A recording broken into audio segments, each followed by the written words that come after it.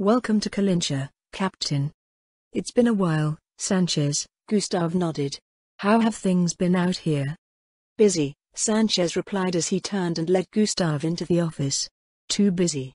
I don't suppose you have 24 or so of our brothers to spare? I don't even have 24 or so squires to spare. Gustav chuckled helplessly. We've gone from one hell to another. It was a different sort of hell than the one that visited the Holy Kingdom of Roble the previous autumn, the type of hell that couldn't be overcome by force of arms. In the aftermath of Yaldabaoth's invasion, the northern territories of the country were in ruins and they were far too short on hands for a speedy recovery. Too few nobles to administer the lands, too few paladins for the judiciary, too few soldiers to police the country, and resource shortages everywhere in the face of impending famine. I heard about your promotion to Grand Master by Prince Caspond, Sanchez said. I suppose congratulations are in order. King Caspond, Gustav corrected him. And it feels more like a punishment than a promotion, if you ask me. Sanchez only shrugged and smiled slightly. Gustav knew the senior paladin to be a stern disciplinarian and a stickler for the rules.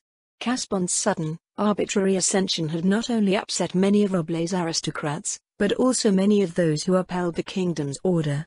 In their eyes, it was a step towards absolutist tyranny. Gustav agreed with that notion, but, at the same time, a devastated kingdom without a king at the helm would have problems agreeing on a path to recovery. That belief was probably the reason why Gustav had been promoted to Grand Master and not Sanchez, who was a member of Roble's 9 Colors.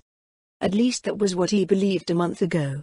Now, it seemed the direction that the country so sorely needed was rapidly accelerating its ruin. Maybe he had been appointed to the post because he was too willing to bend. Speaking of which, anything new to report? Gustav asked.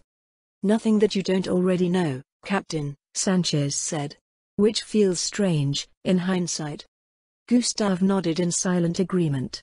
A year ago, reports from Kalincha would contain all sorts of new developments, mainly dozens of demi-human raids and the associated casualty counts. Now, the fortress city was no longer needed as the command and supply center of the Great Wall, and the lack of that need clearly showed. Kalincha remained in ruins. The resources that would have normally been prioritized for its repairs were instead allocated to Hobans, Rimun, and the other western territories. Ironically, the great eastern citadel of the Holy Kingdom had been brought low by the lack of the very thing that it had stood for so long to defend its country against.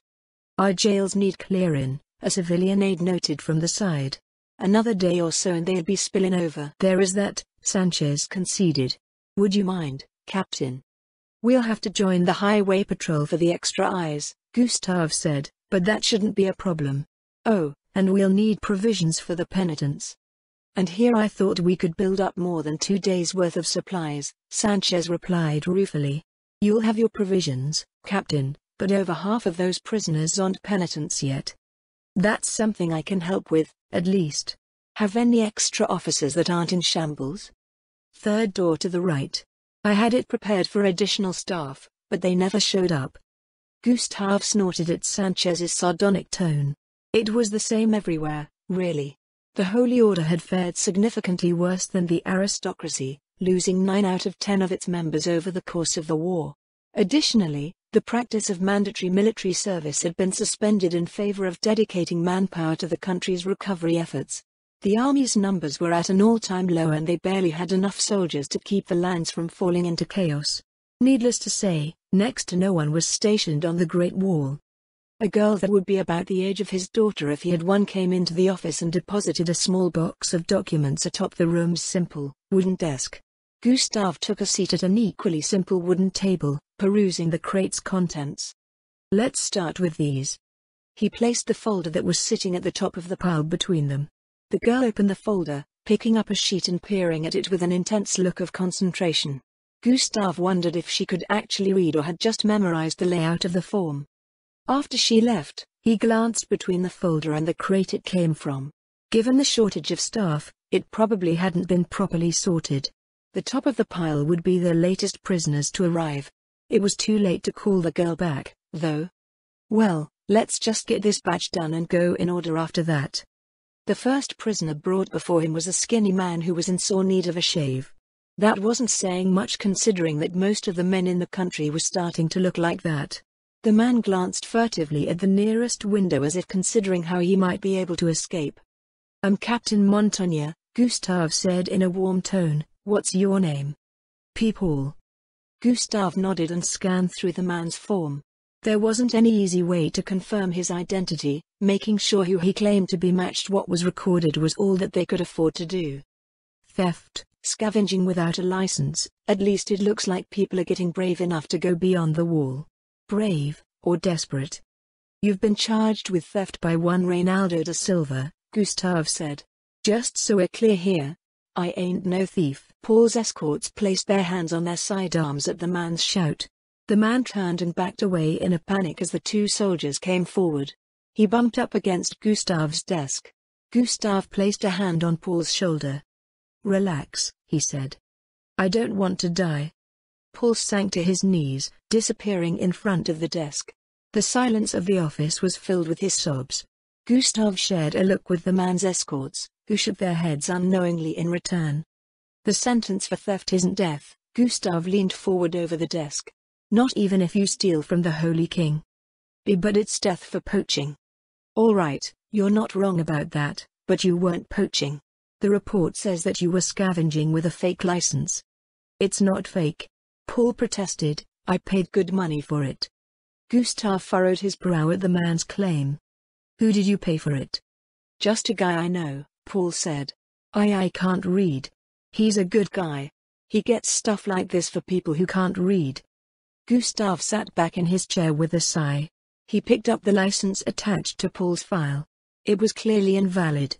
It wasn't even a license at all. Someone had gotten their hands on official documents, but the document in question was an application form. Paul's name was even written in the appropriate field, along with a few other details. Not that someone who can't read can tell. They can only judge by how official it looks. "Have a seat, Paul," Gustave said. The man sat down, sending a lost, helpless look across the desk. "You may have been cheated," Gustave said, "but the fact remains that you committed a crime. You have two options. The first is that you help us find this man who cheated you. The second is that you serve out your sentence in a labor camp. It's good, honest work and you'll be fed and provided a place to sleep." "I'll work." Paul's answer was immediate. The corner of Gustave's mouth twitched downward at the firm response. Wouldn't one normally want to bring the ones that victimized them to justice? "Are you sure about that?" The man nodded. "So be it," Gustave said. "We'll have you assigned to a local labor camp. What did you do before the war?" "I lived in Murcia. Worked on the docks or any odd job I could find." "You mean you were a war frat?" Paul nodded again, looking down at his lap. "There's no shame in that," Gustave said. "In your case, how does working at a shipyard sound? We're rebuilding the one on the coast north of here." "I'd like that, my lord." "Great, I'm a my lord, now." No matter how times changed, there were always people who tried to ingratiate themselves with those they thought would benefit them. The small folk almost did it by reflex. Gustave wasn't doing the man any favors, though. He was just trying to place people in positions according to their experience whenever he had the chance. "Then you'll be going out with the next caravan," Gustave said. "Behave yourself until then." "I will, my lord." "Thank you, my lord." Paul bobbed his head several times before he was led out of the office. Gustave stared down at his desk, trying to keep a sour expression from taking over his face. "How many lords do I need to receive before an inquisitor comes calling?" he asked. "We don't have any inquisitors in our order, Captain." The boy who spoke was one of the few squires to join the order after the war. Gustave knew his parents well. He had taken up his father's sword during the fall of Hobens and somehow survived to join the resistance after that. During Yaldabaoth's invasion, Roblay's citizens experienced the futility of fighting the fiends and their demi-human minions. As a result, barely anyone wanted to join the Holy Order. Worse yet, barely anyone wanted to join the army that could once rely on mandatory military service to fill its ranks. Something's gotta give at some point. He suspected that the army would break down first, and evidence of its growing ineffectiveness at keeping order was a clear sign that things were headed that way. Figuring out how to turn things around was in the hands of the royal court, however, not his. A knock sounded at the door. "Come in," Gustav said. A young man, he looked a few years younger than Paul, was led in. He had the same grimy look as the man who came before him and a cringing posture that was all too commonly displayed by the common folk as of late. "I'm Captain Montagnier," he said in the same welcoming tone as before. "What's your name?" "Liam," the young man replied without looking up at him. Gustav glanced over Liam's file. He appeared to be part of the same group that Paul had been in. "You've been charged with theft by one Reynaldo da Silva," Gustav told him. "For scavenging without a license, specifically." "I do have a license," Liam told him.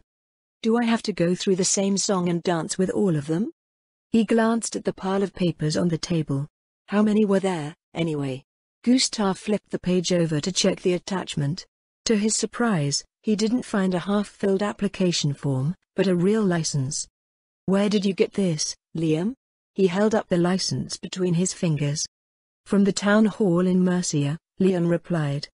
"You can read and write?" "The people in the town hall helped me." Of course they would. It was common sense to Gustav and Liam, but it hadn't been to Paul. The man was willing to trust a stranger to get him what he needed instead of going straight to the people who were supposed to help him. He couldn't for the life of him figure out why that was. "How did you become acquainted with Paul and the others?" Gustav asked. "They were doing the same work," Liam answered, "so I joined them." "Did you know that Paul didn't have a license?" "No." "Isn't that something you'd confirm, normally?" "If you show off something important," Liam replied, "someone's going to steal it." Gustav fell silent, taken aback by his answer. Maybe their common sense wasn't as similar as he thought it was. Paul would have instantly realized that his license was fake if he had just compared it to Liam's. More importantly, only one person in a group needed to have a salvage license. One would only bring others in to work for them if it was worth it, after all. If they had all worked under Liam, they probably wouldn't have been brought in the first place. Gustav mulled over the odd series of disconnects involving Paul and Liam. If he had to choose, Liam was the stranger between the two. He behaved as if he lived between two worlds. That's not all that's strange about him. His diction is too clean. I can't pin any accent on him, either. He couldn't immediately tell as a noble, bard, or sage might have, but Gustav's work brought him into contact with enough people that he gained a sort of sense for those things. The only time someone sounded so clean was if they weren't speaking in a language that the listener understood. Gustav leaned forward, folding his hands atop the desk. "You're not from around here, are you?" Silence. "Where are you from, Liam?" Several moments passed before the young man visibly relented. "Re-Robel. How did you end up here?" "A ship hired me on," Liam said. "It was my first voyage. We were in Remion when the demons came." Gustav set down Liam's file. "In that case, would you like to go home? You were apprehended in error. For that, the Holy Kingdom owes you an apology. I'll see to it that you can return to your family on the next vessel to Reesties. I'm sure they'll be relieved to see that you're safe." "I'm an orphan," Liam said. "I see," Gustav said. "But surely you'd like to return home?" "One day, maybe," Liam replied. "Maybe not. There might be no work at home. Plus, my little sister came with me. We were split up in Remion. I have to find her." While more technologically advanced and prosperous than Roble in many ways, Gustav noticed certain problems when Roble's delegation traveled through Reesties. Unfortunately, those problems were also starting to take hold in Roble despite every effort taken to counter them. Simply put, things were getting more desperate and that condition was beginning to be reflected in the behaviors and attitudes of the people. The young man was trying to earn a living while looking for his sister in a country half filled with people on the verge of starvation. It would make for a compelling tale, but the fact that it was reality only made it tragic. "In that case," Gustav said, "why don't you work for us?" "For you?" "For the Holy Order, I mean. We're short on hands and could use someone with your background to help with a few things. You'll probably have much better luck finding your sister with our connections." While they were employed for judiciary duties and general policing in peacetime, paladins were, for the most part, holy warriors. They didn't have the skills of a ranger or a rogue, and Roble's Holy Order obviously didn't ordain those types. The Royal Army did, since everyone had to serve their time in the military, and it was usually through the army that the Holy Kingdom leveraged the expertise of those types in everyday law enforcement. Except no one's joining the army anymore, and what few soldiers we have left with those skills are already swamped. The young man before him represented a unique opportunity to bring in someone with a skill set that was sorely needed to face the Holy Kingdom's mounting challenges. Just as important was the fact that he had demonstrated proper respect for official procedures that the average citizen increasingly gave no thought to. A bitter realization came over him when he understood that he could no longer trust his own people. The citizens of Robley didn't trust their government, instead going to shady individuals to get government work done. They didn't trust each other. The government didn't trust them. "I will, my lord." "Thank you, my lord." People only invested in those who were indebted to them or those that they were indebted to. Just when did that happen, and where was I while it was happening? He already knew the answer. Gustave Montagnier, Grand Master of Robley's Holy Order, was in the Holy Kingdom when it happened. He had been there every step of the way. In that case, how can we call ourselves the shield of the people? They had been fighting against demi-human raiders for so long that the other aspects of their ministry were left woefully underdeveloped. It was time to address that gross neglect. So, Gustave looked across the table at Liam in all seriousness. "What say you?" "I'll give it a try," Liam replied. "But my sister comes first, and I need to make a living." "You won't have to worry about the latter," Gustave smiled. "We take good care of our people. As for the former, I think the one you'll be working with will empathize with your situation." He drew a fresh sheet of paper out of the desk, pausing to consider how might word his missive. "Where are you sending me?" Liam asked. "Hobens," Gustave answered. "That's where most of the work is. I wouldn't be surprised if you end up traveling all over the country, though. You'll be working with a longtime colleague of mine. She can be a bit hard to get along with sometimes, but, rest assured, she's a good person, and she'll be glad for your help." "I'm in." Liam wasn't exactly sure how it happened, but there it was. He had gone from hunting for scrap outside the Great Wall to working for the organization with the greatest investigative authority in the Holy Kingdom. How his superiors had predicted that would happen was beyond him. Mrs. Lynham always said that opportunities abounded for those who could recognize and seize them, but he was pretty sure she didn't mean to say that they would just fall on his lap. Not that he was complaining. Number 8 Windblade Way. His eyes went back and forth to the letter in his hand and the sign over his head. The writing didn't match. At this rate, he would lose the daylight before he figured out where he needed to go.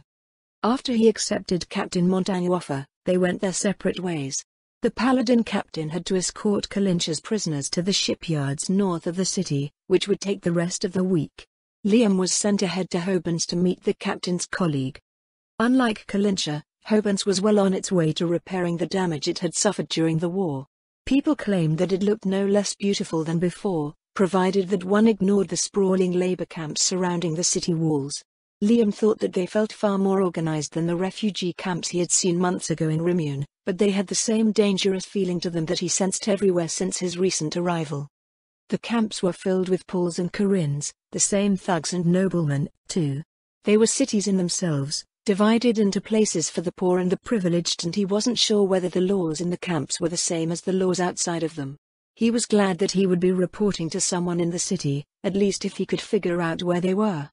"Hey," Liam called out to a boy walking by with a crate full of bottles, "can you tell me where Windblade Way is?" The boy set down his crate and stuck out his hand, palm upwards. Liam frowned down at him. "Seriously?" "It's for the kingdom," the boy said. Liam dug out one of the few copper coins in his possession and deposited it into the boy's awaiting palm.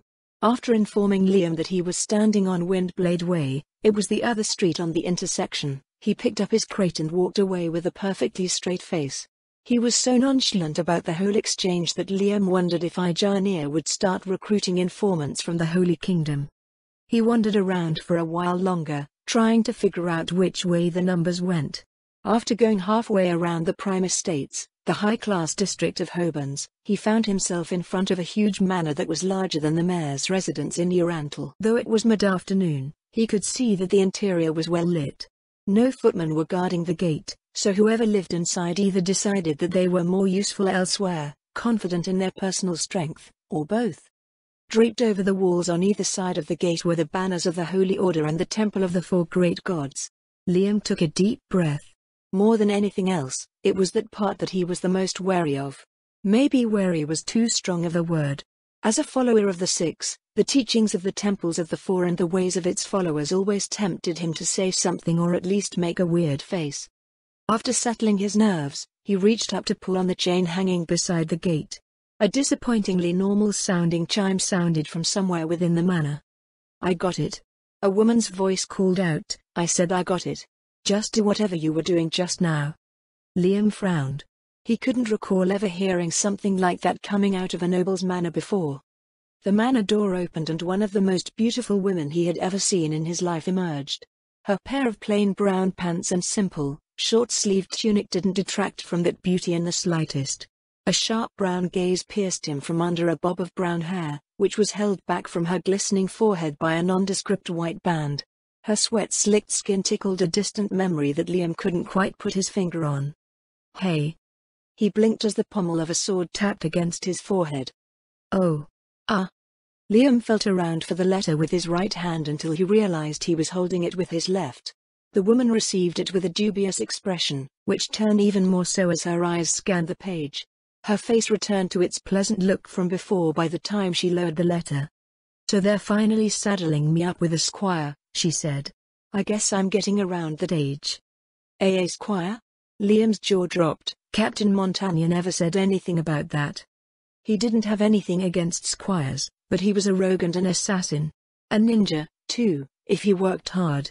He would be the squiriest squire that ever squired. "Didn't you read this?" The woman waved the letter in her hand. "I can't read," Liam replied. "The Royal Army has classes for career officers," the woman told him. "They're pretty much empty these days, so we can go and register you for one right now." She grabbed him by the arm and looked like she was about to set off down the street, sweat-soaked shirt and all. Liam tried to pull away, but he may as well have been trying to stop a solita. "Wait," he said, "I still never agreed to become a squire." "What else would you be but a squire?" The woman crossed her arms as she turned to face him. "The letter says that you're going to be working for the Order and you'll be training under me. That's basically a squire." Liam focused his gaze on the letter in the woman's hand, if only to keep it away from her partially transparent shirt. Had he just been swindled? It was something that he expected out of the country's common folk, but not out of a paladin. Unless that paladin's name was Alessia. "What Captain Montagna told me was that you needed help." "Yeah, we all do. There's 20 times more work than the Order can handle right now, and it's getting worse by the day." "He also said that you could use someone of my background," Liam said. The woman looked down at the letter in her hand. She flipped it back and forth, then checked to see if any pages were stuck together. "It doesn't mention that part," she said. "That guy." "It's what I agreed to," Liam said. "Captain Montagna said I'd have better luck finding my sister if I went around helping the Holy Order." "Your sister?" "We were separated during the war," Liam told her. "She's the only family I have left. I have to find her." The woman's sharp expression melted away, replaced by one filled with so much care and compassion that Liam started feeling guilty about what he had said. It was the truth, but it also wasn't as if Say would get in trouble or anything. "Is that so?" she said softly. "Well, let's get you set up in your room, first. Grab your stuff and, where's your stuff?" "In my pockets," Liam replied. Liam fidgeted a bit as the woman placed a hand on her hip, rubbing her nose as she examined him from head to toe. "All right," she said. "Change of plans. We're going shopping." Shopping? It seemed that this woman was the type to charge off in straight lines whenever she made up her mind about something. "Shopping," she nodded with an air of finality. "Since you've been assigned to me as my squire, I have to take care of you." "Yeah?" "I'm not a squire," Liam told her. "Whatever," the woman waved a hand dismissively. "Give me a minute to get dressed." "Ah, you don't have to worry about helping me with that this time around. I don't think I got your name, by the way." "Liam." "Liam, huh? My name's Remedios. Remedios Custodio. The White, if that matters to you. Since we'll be together for the next few years, I'd rather you just call me Remedios." With that, she vanished back into the manor, leaving behind the scent of her sweat and olive soap in the air. Liam finally realized where he had seen her before. Back then, the warm, caring face covered by its sheen of sweat was instead slicked by the rain and twisted in outrage. He sighed as settled against the wall just inside the manor gate, wondering what he had gotten himself into. Who the hell goes shopping in a full suit of plate mail armor? Remedios Custodio, apparently. To be certain, the powerful paladin struck a gallant figure, but Liam couldn't help but wonder what the point of striking a gallant figure in a boutique was. His second question was, why was he in a boutique? Out of the corner of his eye, he spotted 3 members of the shop's staff watching from afar as they whispered to one another. He wasn't sure that he liked what he could make out of their conversation. Remedios paced around him like a hungry wolf or a worried robin, depending on how one looked at things. Occasionally, she stopped to hold up one article of clothing or another against him. It's all right if we get normal clothes, you know? Liam said, and don't you think that equipment's more important? Since he had been dropped into the Holy Kingdom with nothing but the shirt on his back, Liam thought it was a good opportunity to rearm himself. A few changes of clothing weren't a bad idea, either. It wasn't as if he was taking advantage of Remedios, it would all help out with their work, whatever that work was. We'll get around to it, Remedios said. This place was on the way. She picked out another shirt from a rack nearby, which set off a new bout of whispers from the boutique staff. The corner of Liam's eye twitched at what he heard. The boutique catered to the well-to-do citizens living in the prime estates, so the staff was highly attuned to the currents of high society. Every movement, selection, and discussion that occurred within the establishment was potentially valuable to the country's elite. Everything was noted, speculated over, and given significance whether it actually had any or not. In short, everyone in establishments such as the one they were currently in effectively served as spies and information brokers. Remedios, however, had a painful lack of self-awareness. That in itself could serve as a powerful defense, so Liam wasn't sure whether to just let her do her thing or somehow convince her to move on. If we're going to get regular clothing, Liam said, what's this stuff for?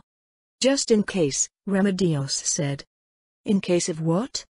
But is this right? Liam said, millions of people are struggling to get by out there while we're shopping here. Didn't you hear? Remedios replied, everything helps. What does that mean?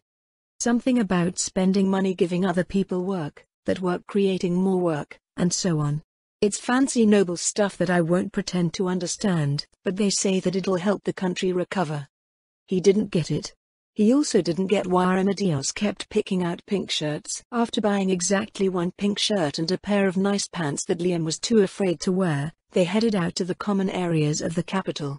The first time that he and his sister had come to the Holy Kingdom, they visited Hobans once to see what it was like, but the place had changed drastically since then. Everyone was busy, but in a bad sort of way. The people all needed to be somewhere and looked desperate to get things done. Either that, or they looked dead on their feet. He was pretty sure that if someone tripped and fell, people would just treat them as a part of the pavement. The sole exception to it all appeared to be Remedios. She did as she pleased, stopping to examine storefronts and various stalls, and the crowd simply parted around her. Liam was shoved aside several times and nearly knocked over twice since he didn't seem to count as a part of her space. Maybe the pink shirt would have helped. Liam pressed himself against a wall as Remedios stopped to examine the storefront of a cobbler's workshop. Thankfully, it wasn't long until she decided to enter. Welcome, dear customer. The shopkeeper's voice trailed off as he realized who had come through his door. As Liam had already come to expect, Remedios either didn't notice his reaction or didn't care. The paladin wasn't particularly tall, she was pretty average, in fact, and she was half a head shorter than the shopkeeper. However, the sheer difference in presence between the two made it seem like she dwarfed the man as she walked straight up to the counter. Are you taking orders for leather harnesses? Remedios asked. Cold sweat beaded upon the shopkeeper's brow. Apologies, dear customer, he said. Due to supply shortages, what we have available is as you see. Liam turned his attention away from the scene and focused on the shop itself. The first thing that jumped out at him was the fact that everything was locked away behind cage-like frames protecting every display and shelf. The second thing he noticed was that the shop's inventory wasn't fashioned out of leather, but straw. Not that there was anything wrong with a good pair of straw sandals or woven slippers, most people used them, but it wasn't what one would expect from a workshop in a country's capital. The shoes, belts, harnesses, barding, everything on display was made out of woven grass or twine at best. Is that so? Remedios said. Let's go, Liam. He could hear the shopkeeper's sigh of relief when Remedios stepped back out into the street. They made their way past the crowds of the common districts back into the quiet within the walls of the prime estates. Remedios stopped at an intersection, looking around to get her bearings. Where are we going? Liam asked. A different shop, Remedios answered. It's a lot more expensive, but they should have something. The shop in question was another boutique located in the posh garden markets of the prime estates. Now aware of the wild assumptions that the people in the area came up with when they saw him together with Remedios, Liam concealed his presence as he closely followed the paladin along the shaded lanes. A pair of uniformed men straightened as Remedios made her way past. Liam frowned slightly as he realized that they weren't in the uniform of the royal army, but the livery of one of the country's great houses. What happened to the soldiers? He asked. They're getting ready to clear some land north of the wall, Remedios answered. I wanted to go with them, but the Holy King said I should stay here for security purposes. So the nobles sent their men to take the army's place? Yeah. Was that a good idea? He was pretty sure what would happen if domestic security was handled by a bunch of Reynaldo de Silvas. Liam glanced over his shoulder at the two men, but, with Remedios nearby, they were clearly minding their conduct. Here we are. As expected, the shop catered to the upper class. A smartly dressed member of the staff lowered his head as they entered. Welcome, Miss Custodio, he said. How may we serve you today? Liam was abruptly shoved forward. The man almost managed not to take a step back in alarm. My squire here needs outfitting, Remedios said. Armor harness, sword harness, boots, dress shoes, riding gloves. Can you find him a saddle, too? Of course, the man smiled. This way, sir. Freshly promoted to sir, Liam followed the man deeper into the store. Along the way, they walked past row upon row of shelves stocked with leather equipment. None of it was locked behind metal cages. How did you get your hands on so much leather? Liam asked. The shops in the city don't have any. As you may have noted from the sign, the man answered, this establishment is owned by a prominent house in Dibonai. We receive our inventories straight from there. They don't sell leather to anyone else. Common sense dictates that supply lines become exclusive with the Holy King's new policies. His divine grace is surely a visionary. Our profits have increased fivefold since he ascended the throne. So you provide leather equipment for the entire city? The man laughed lightly at his question. As a merchant, I will say that we would sell our goods to anyone who can pay for them, but our present clientele almost exclusively consists of the residents in the prime estates and several prominent merchant companies. It sounded like a reasonable response, but, going by the man's reaction when Liam was shoved forward, he would have probably called for the nearest guards to drag any commoner that entered the boutique away. They probably did that for the garden market in general. Since Rantel was very small compared to Hobon's, most of its upper-class boutiques were located in the common areas of the city. The degree of exclusivity found in the capital of the Holy Kingdom wasn't something that Liam had ever experienced before. There will always be snobby people, but is there any point in what's going on here? As far as he could tell, the equipment sold by the boutique was stuff that everyone needed. He didn't get why they wouldn't sell their goods to everyone that needed them. Money was money, after all. All they needed to do was open a stall in the city that people couldn't tell was connected to their establishment. Since you mentioned that he's a squire, Miss Custodio, the man said, I assume you're in the market for unenchanted equipment?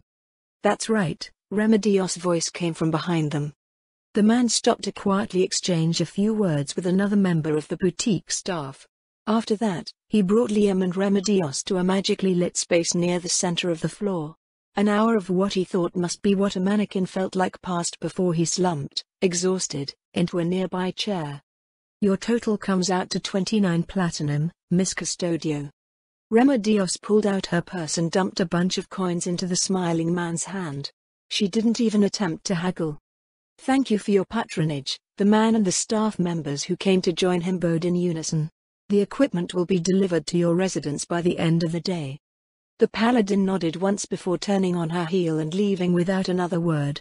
Liam shadowed her, measuring out the cadence of her perfectly uniform steps. "Weapon, next," Remedios said. "About that?" "I don't use a sword," Liam told her. "Why would they assign you to me if you don't use a sword? Didn't we go over that earlier today?" "As I said," Liam replied, "I'm not a squire." "Then what weapon do you use?" Remedios asked. "A spear? A mace? I suppose I could work with that. I'm good with daggers." "Huh?" He nearly bumped into Remedios when she suddenly stopped in her tracks. "A dagger isn't a battlefield weapon," Remedios told him. "It's a sidearm, at best. You need a long sword or something." "I'm not supposed to be fighting on a battlefield," Liam said. "I'm here to help you with other stuff. You can't swing a long sword around in a city filled with people." Remedios' eyes went to the long sword at her hip. Liam's eyes went to the aristocrats and servants who had gone from being shoppers to spectators. "Where's this swordsmith?" Liam asked. "They should be able to forge daggers, as well." "Just around the corner," Remedios answered. "But that equipment we just bought was expensive," Liam said. "It's okay if we get something normal. I always intended to stop by this place for the weapon on the way back. Kids shouldn't complain when adults give them stuff." Their destination looked like yet another boutique, though there was at least a forge and anvil visible from the storefront. It wasn't the barrel-chested smith hard at work that stopped to greet them, however, but another pretentiously dressed shopkeeper. "Welcome, Miss Custier." The shopkeeper convulsed and crumpled to the ground with a near-curdling screech. In his place, the smith appeared, glancing at the hammer he had touched against the man's neck. "Damn thing isn't even hot," he muttered. "What do you want, Custodio?" "New squire," Remedios jerked a thumb at Liam. "Sword?" "Dagger, apparently." "Daggers," Liam said. Remedios and the smith frowned at him. "How many?" the smith asked. 8? Liam answered. "That's about as much as a longsword." "A dagger-wielding squire." The smith rubbed his chin, sign of the times, I guess. Liam was too tired to correct him. At least it looked like he was getting his daggers. "Hey," the smith gave the shopkeeper whimpering on the floor a poke with his boot, "go and pick out some samples." "But I'm burned." The man whined, "It hurts." "I wasn't even using that hammer, you damned street jockey." The smith roared, "Now, move." The shopkeeper scurried off with an "ee" sound. The smith shook his head with a disgusted sneer. "I swear," he said, "if he wasn't so popular with the noblewomen, I'd have fed him to my forge years ago." "How did someone like that survive the army?" Remedios frowned. "I wonder. So, who's the new kid?" "Liam," Remedios replied. "Gustav sent him over from somewhere." "Liam, this is Anando." "The yellow."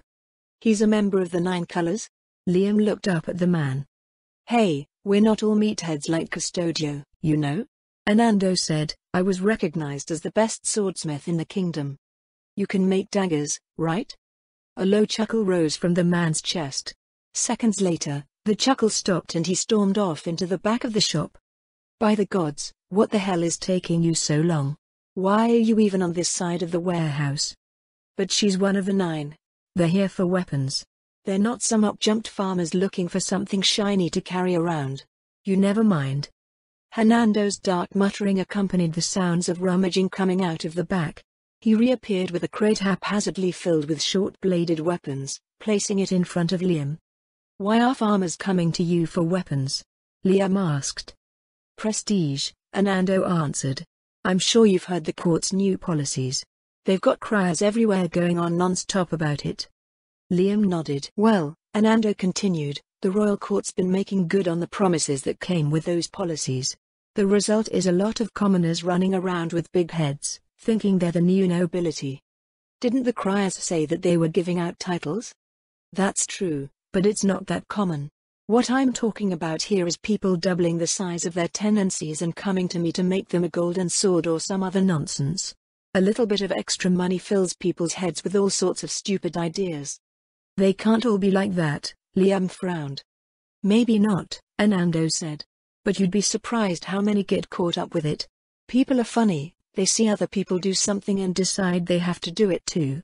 In my line of work, you see it all the time. Hey, Custodio, remember that thing Lord What's-His-Face started a few years ago? The Espada craze. Remedios snorted. Yeah. It didn't last long. The point is that it happened. What's the Espada craze? Liam asked. You're not from the capital? Liam shook his head. Basically, the smith told him, some noble made a certain type of sword fashionable. Suddenly, I'm buried in orders from the nobility for the damn things. A while later, the well-to-do commoners catch on and want them, too. It got to the point that the royal army was compelled to requisition them because the conscripts showed so much interest in the weapon. Not that they had instructors for them, Remedios said. I don't think the count that started the whole thing even knew how to wield it. He just wore it all over the place and made it seem elegant. Actually, the more I remember, the more it pisses me off. Do you know how many patrols we lost because of that? If they were using spears, they'd have done 5 times better. I think that's what stopped it in the end, Anando nodded. Nothing shows people how shitty an idea is quite like a giant pile of corpses. Were people that stupid? He knew girls did that kind of thing, but it usually didn't result in dead bodies. Anyway, the smith continued as Liam went through the crate of weapons. All that's happening again, except upside down, I guess? It's all the common folk being recognized for their efforts that are setting things off. The successful rural folk are getting so big that they're forming a faction of their own. They are? Remedios asked. I haven't heard of anything like that. I'm sure you have, Anando said. Everyone has. You know, Los Ganaderos? Aren't those guys just Lanka ranchers? I wouldn't call them just Lanka ranchers. The smith leaned in on his elbow, waving his free hand around as he spoke. Those guys had a huge head start on the new economic policies. Farmers growing crops are still waiting for the harvest to have their gains measured, but all the ranchers had to do was import cattle from the south and graze the land left untended after the war. On top of that, they're being rewarded based on heads of cattle and spring is calving season. Liam looked up with a furrow on his brow. Isn't that cheating? It is what it is, Anando shrugged. And it isn't as if they're making the numbers up. The biggest players in the industry have more land than a lot of high nobles now and they're treating it like the return of the hacienda of old. I guess the situation's sort of the same as back then. Demon gods, demon emperor, or whatever, it just means a whole lot of dead people and a lot of free land. Having lost any point of reference for the discussion, Liam memorized the terms he didn't recognize before returning his attention to the crate in front of him. In the end, he picked out 4 daggers as long as his forearm plus 4 shorter ones to hide in his boots and braces. Anando arched an eyebrow at his selection. Looks like your new squire means business, Custodio, he said. Since the Holy Order's taking on rogues, does that mean you're going to start sorting out this mess we're in? A frown slowly formed on Remedios' face. What do you mean by rogue? I meant what I said, Anando replied. Don't tell me you wanted to order a suit of plate armor for this guy. Remedios turned her frown upon Liam. I told you what I was here for, he told her. This can't be right, Remedios said. Why? Because I'm a paladin. You're a rogue. And? Captain Montagna sent me over because I'm a rogue. You still want me to forge these blades? Anando asked. Yeah, Remedios replied without looking at him. But it looks like I'm going to have a good long talk with Liam, here. He wasn't sure he liked the sound of that. I know you're probably excited about having your first squire and all, Anando called out to Remedios as they made their way out of the store, but don't gobble him up. I'm not Kellett, damn it. Liam pondered their parting exchange until he and Remedios reached the privacy of her manor. The way that buildings were constructed in Roble resulted in more open, visible spaces than Riastais, so it wasn't difficult to figure out which room was which. Who's Kellett? Liam asked. My sister, Remedios answered. He froze in the foyer of the manor, eyes darting back and forth as he scoured the surroundings for Remedios' sister.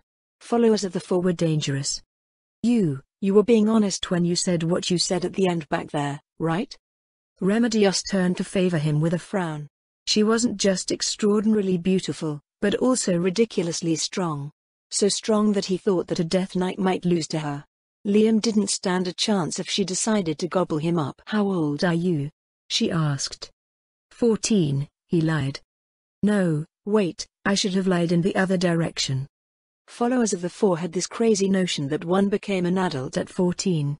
He had become accustomed to claiming he was that age because they also thought that children weren't supposed to do anything on their own. They were like extensions of their parents until they came of age. That wouldn't help him here, however. Claiming that he was 14 made him fair game in the eyes of the Holy Kingdom's women. Remedios snorted. "You're cute," she said, "but you're also half my age. Don't let your delusions get away with you, kid. Anyway, help me out of this armor, it was damn hot today."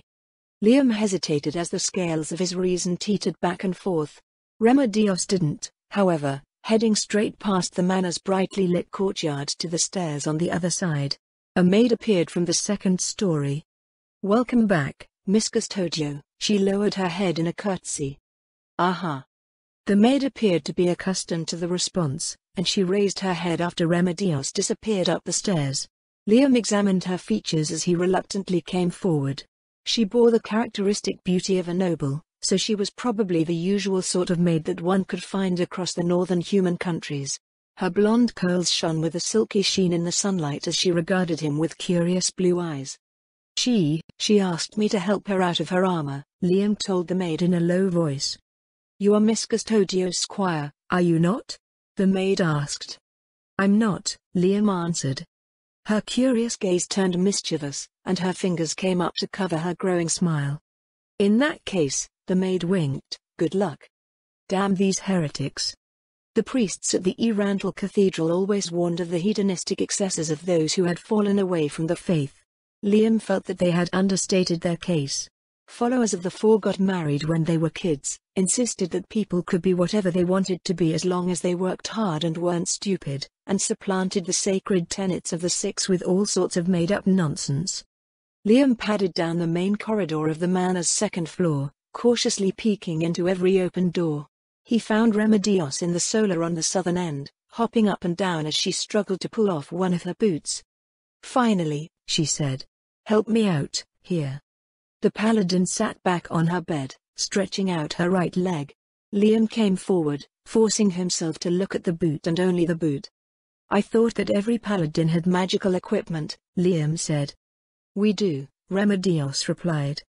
"Then why is this boot stuck? Isn't enchanted armor supposed to fit the wearer?" "I ask myself that every damn time," Remedios said. "You've been a paladin for a long time." Liam dug in his heels as he tugged on the boot. "Shouldn't you be used to this equipment by now? Or at least fix this stupid boot?" "This armor is new," Remedios told him. "Well, sort of. It's Gus term, Captain Montagna old armor." "Why are you wearing his armor?" "Because he's wearing my old armor." Confused, Liam's gaze slid up Remedios' well-shaped calf. He forcefully slid it back down. "I don't get it." He gave the boot another frustrated tug. "It's the Grand Master's regalia," Remedios said. "Gustav is the Grand Master of the Holy Order now, so he's the one who wears it." Was the Grand Master's regalia enchanted for office work and everyday tasks? Maybe the reason why Remedios went around the city in her armor was because she was used to her old equipment. "What does the armor do?" Liam asked. "They're a bunch of sacred relics that have been passed down through the generations," Remedios told him. "It's the best set of armor in the Holy Kingdom." "Then shouldn't the best set of armor in the Holy Kingdom be on the Holy Kingdom's strongest warrior so they can fight the hardest battles?" "Huh? What are you talking about? Rank and position determine who gets what. We're civilized people, only savages do what you described." He wondered if everyone in the Holy Kingdom thought that way. Since Smith and Ando mentioned that people came to him to commission prestige items to reflect their new station, they probably did. 5 minutes later, they managed to get the boot off. Liam looked away as Remedios wriggled her liberated toes and rolled her ankle. "You can't steal anything if you're going to work for the Holy Order, Liam," she said. "What?" He frowned. "Where did that come from?" "You're a rogue, right? A thief." "I'm not a thief.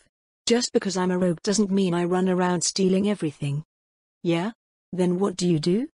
Liam bit his lip, wondering how he could explain. To the followers of the Six, everyone was something. There was nothing inherently wrong with what they were or what they could do. Followers of the Four, however, believed that everyone was free to be whatever they wished to be. Being a rogue meant that one had chosen to be a criminal, and the fact that rogues did things that were commonly associated with criminal activity was irrefutable proof of that. It didn't matter that rogues could be found doing all sorts of things. Those rogues were just magically seen as something else. A scout, an adventurer, that might work. Captain Montagna recruited me as a thief-taker. A thief-taker? Something like that, Liam said. You heard Anando, right? The moment he realized what I was, he thought that the Holy Order was going to start sorting out the mess we're in. MMH. He got the other boot off while Remedios stewed on his words. She had already removed her greaves, so Liam had no choice but to move up. So how does this work? Remedios asked. You're going to find criminals for me to drag in? That doesn't sound too bad. It depends, Liam answered. People don't conveniently stand around waiting to get caught. I'm not a ranger, either, so I can't track. A lot of what I do will probably just be investigating things, trying to figure out what's going on. That sounds like it'll take forever. We should get started right away. Remedios put her boots back on and left the solar, leaving Liam speechless at the foot of her bed.